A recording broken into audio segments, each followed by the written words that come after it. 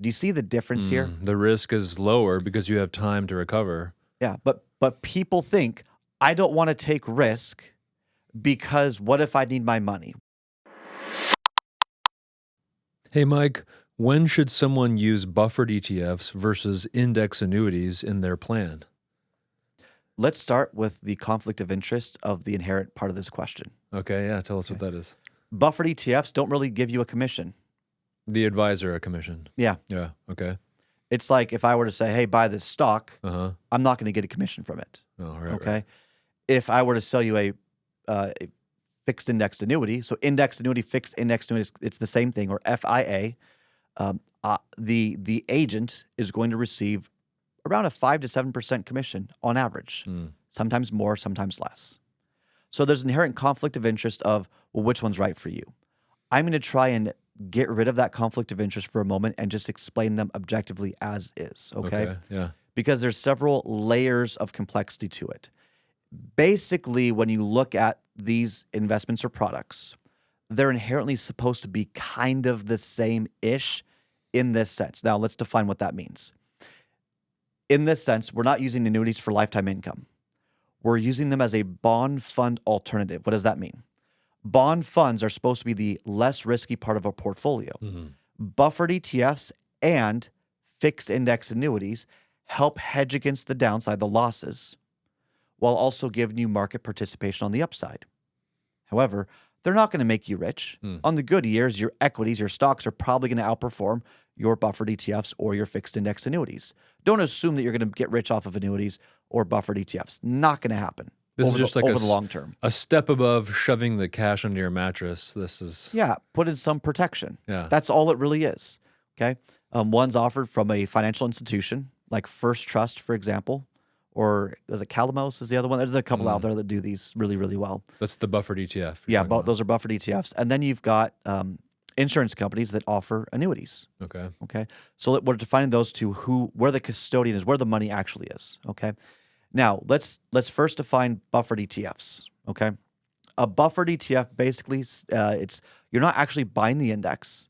What you're doing is you're buying a position where you've got a complicated structure of option contracts for the right to buy and so on. Here's the simplest way I could explain that. Okay. Okay. You get up to, let's say, 7% of the S&P's growth for over a 1-year period of time. But if the S&P goes down, you don't get anything and it resets every year. That's where the buffer comes in. It buffers you from a loss. Yeah. Now, the more complicated side of it is basically they're selling away the profits above 7% to then go and buy protection for if it goes down. And that's even an oversimplified explanation of how it really works. But bear with me. We're trying to make this simple. Okay. So you can't just buy something and get all the upside and none of the downside. It doesn't work that way. There's always mechanics associated, and those mechanics have limitations. Okay.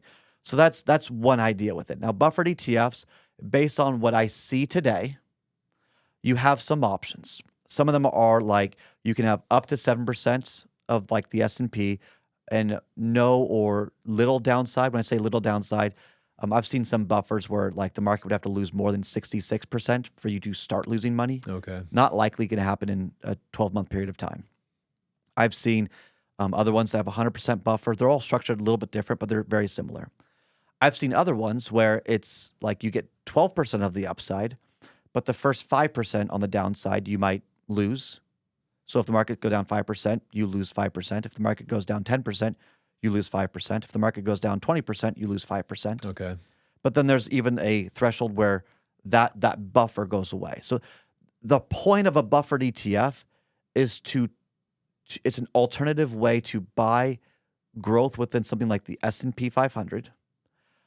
You get upside potential, more upside potential than you would with a CD or treasury, but you've got some downside protection. It's meant to buffer out the volatility. Sure. Are you with me so far? Yes. It sounds like you, instead of just having a savings account with very small, interest rate, right?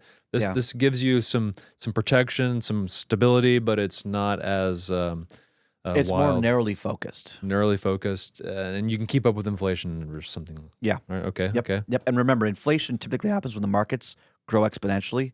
So if inflation's out of control and you're in a buffered ETF, you're getting hopefully the maximum amount that you're allowed in that buffered ETF. So it should hedge against inflation better than a treasury or I guess you got some treasuries that are hedged against inflation, but you get my point. CDs, bonds, or whatever. Okay. So how does the taxation work? This is very important. Yes.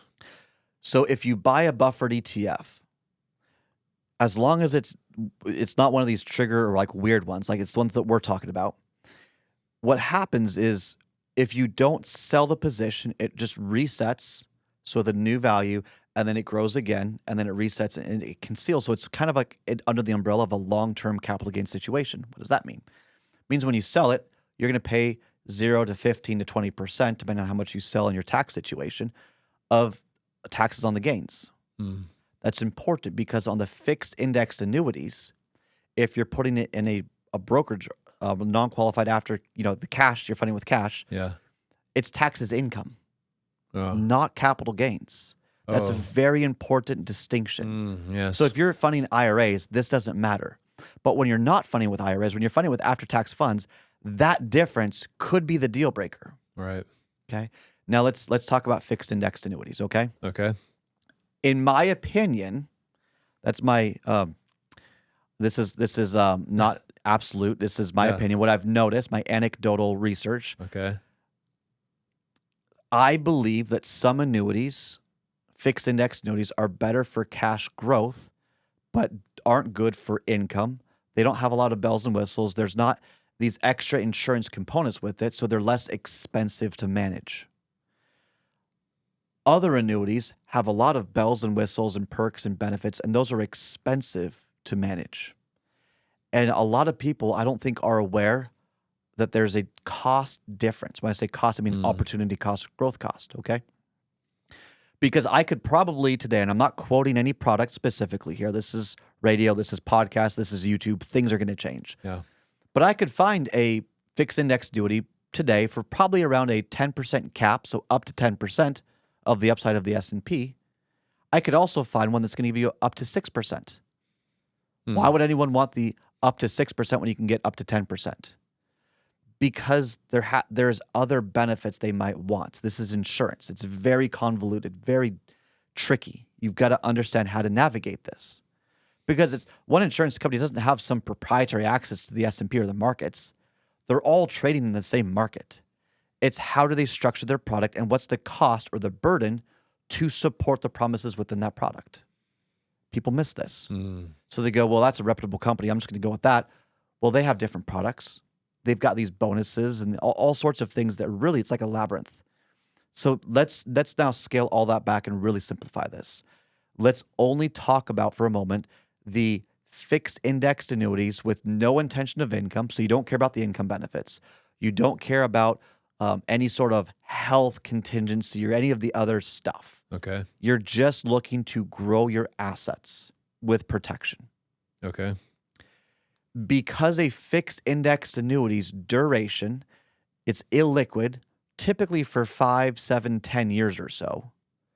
They're able, because they know the money's going to stay in there, unless you're willing to pay a penalty, they know it's going to stay in there. They're able to negotiate different contracts, different option contracts. And so as long as you shop this right, you should be able to get slightly more upside. Does that make sense? Interesting, yeah. Some more upside. So the buffered ETF, it's 1 year. It goes over and over again. Yeah. They don't know when you're going to take your money out. Right. Fixed index annuity, it's in there for 5 years. So they have less liquidity or more control, or they know they can do more with the cash. So that's one of the major differences then, if we're contrasting them, is the liquidity differences, right? Yeah. Okay. Illiquidity, people hate. The reality is illiquidity can be your friend. In certain situations. In certain situations, you want, it's like in REITs, real estate investment trusts. Publicly traded REITs have to have a lot of cash on hand in case people want their money back. Privately traded REITs can have more cash or more investment in the actual portfolio, in the investments, and less cash on hand because there's illiquidity. Because if everyone wants to sell or get their money back, they can limit the redemptions. That allows them to have more money actually working for it. but you got to figure out which REIT is the right REIT. Is it a well-run one? Is it not? Is the in a high risk real estate portfolio? Is it in low risk portfolio? Those things matter. Same things with fixed index annuities. So the reason why I bring this up is, generally speaking, in my opinion, I think it's typically more appropriate if you're looking for upside potential with a hedge or a buffer against downside risk, that buffered ETFs might be a more appropriate choice from a tax standpoint. And you can blend things together. So you've got some with 100% buffer or a very large buffer, a max kind of buffer, some with maybe less of a buffer, but you've got long-term duration, so maybe you don't need it for 5 years. But you can structure that and then take income out off of long-term capital gains, which you can't do with the fixed indexed annuity. Maybe you've got assets in your IRA, okay, and you're not concerned about the tax side because regardless of when you take the distribution, you're paying income tax. Maybe then a fixed indexed annuity, because you don't need the funds for 5 years or 7 years, maybe that's more appropriate because you could get slightly more upside potential. So it all depends on your plan. When do you need the money? And then what's the growth potential? In my mind, if I don't need the $100,000 in my portfolio, it's in an IRA fund, I'm going to prefer a fixed indexed annuity that has a higher cap or a larger participation rate or more upside potential than I would a buffered ETF, because there's more growth opportunity and I don't need it for 5 years anyway, or 10 years or whatever it is. Sure. Do you see the difference here? Yeah. They both play their own part, but the problem is buffered ETFs don't pay people. And so I have found that they're often not discussed because, well, hey, just buy this fixed index annuity. Will you have all this? It's like, how do you have, well, okay, let me be kind to those who don't know. There are many financial professionals who don't even know what a buffered ETF is. They've never looked into it. I talked with a 30-year veteran. I say, how are you guys including buffered ETFs in your portfolio? I know they use fixed index annuities. They said, no, we never really looked into it. I said, why not? It says, well, we understand how annuities work, so we just kind of keep recommending that. Do you want to learn that? No, we're good. So it might not be dishonesty. It might just be they don't know. I mean, can a doctor recommend a medication that they'd never heard about or never researched? No, they can't. Right. It would be, I don't know, it'd be really difficult to do that, right? So it's tricky because you shouldn't be angry at your advisor if they've never talked to you about buffered ETFs. You shouldn't be angry at your advisor if they didn't talk to you about structured notes, which we didn't even talk about today. That's another version of all these things in this category. But you have to also accept the fact that maybe you're not getting a more comprehensive conversation. Because when you consider the taxes, when you consider your risk, when you consider risk as in how we've talked about risk, when do you need the money? What's the purpose of the money? What's their objective? There is a fair argument for both in different situations. Have you ever had a client where you might think, hey, why don't we put some of this in a fixed index annuity and some of this in a buffered ETF? Is there ever a time where you might want a little of both? Almost always there's a little bit of both. Oh, yeah. Yes. Okay. It's extremely common to have a little bit of both. Okay. Diversifying by objective. And it's buffered ETF. So if you need your money, like, for example, next year, okay, put a money market or a 6-month CD or something like that. Like, that's short-term duration. Anything could happen. But if you've got 2, 3, 4 years, you might do a buffered ETF for your fund money. So it's always there. You can pull it out whenever you want, things like that, right? Okay, yep. It's there, it's growing, it's fun. Maybe you have travel expenses and you could go down that route. But you might also do a fixed index annuity. Maybe you want a 5-year payout. Maybe you want just a 1-year payout. Like, all of these things matter, and it shapes which investment should go where and how it should all be structured. There's so much nuance to it, but it's how do I say this? Can you imagine trying to cook and you never knew about butter? You only knew olive oil, which is a great fat. Yeah. Easy to cook with. It's fun. Right. But it's like, how do you really experience finance if you don't know all the ingredients, all the tools available? I mean, can you build a house without a saw? I mean, maybe. No, you have to cut the wood. Yeah. I guess you could build a house with just a hammer and nails, but no screws. But screws are nice to have. So, and I mean, whatever analogy you want to use. Sure. you want to have a more comprehensive toolbox of different tools so that you can put the right tools in the right places. Have the right people on the bus and put them in the right seats at the bus. Whatever analogy you want to use. This is so essential, and I find that it's not done because I personally believe there is a commission bias towards fixed index annuities, which are close enough to a buffered ETF that they don't need to explore it. It's close enough. They get paid, whatever. Sure. It's disheartening. That doesn't make fixed index annuities bad. It means that there's more nuance to it. We use them all the time, just like we use buffered ETFs all the time. We have no problem with structured notes. We have no problem with stocks or ETFs or mutual funds. I mean, heck, we're a flat fee financial planning company. So we try to stay as objective as possible. The point being is each one of them has its own place. It should be done appropriately based on your plan. What are your plan needs? What's your lifestyle and legacy goals? What's the objective of your money? Diversify by those objectives. And that should allow you to have a more holistic conversation and, get the right things in the right places.